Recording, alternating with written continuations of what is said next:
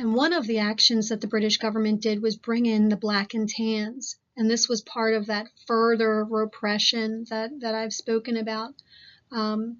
The IRA's campaign was definitely direct, and it was, again, flexible, but it was they targeted primarily the RIC, if you remember, the Royal Irish Constabulary.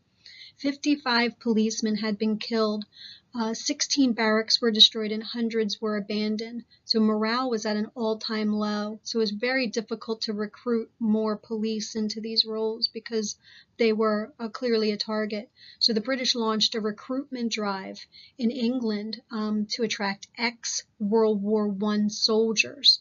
And they got more than 8,000 soldiers that signed up willing to participate.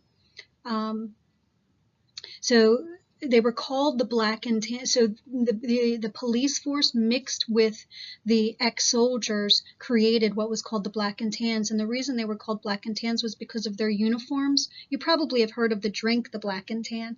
Well, it was because that drink is named after this group of soldiers, where it was a mix of former British soldiers that were in their khaki uniforms from World War I with the dark navy blue police uniforms. So combined with the two of them, it looked like black and tan uniforms. And so that's how they got their name as the Black and Tans. And if you watch this clip, you'll see some actual photos of some of the actions that the Black and Tans were involved with.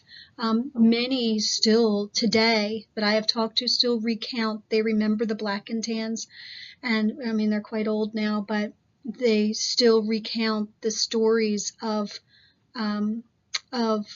what their families had endured, not them personally, but what their families had endured in dealing with the Black and Tans. And to this day, people still talk with quite emotion about the atrocities that the Black and Tans committed. So the Irish people by this stage were very much in support of everything that the IRA were doing to free them from British occupation.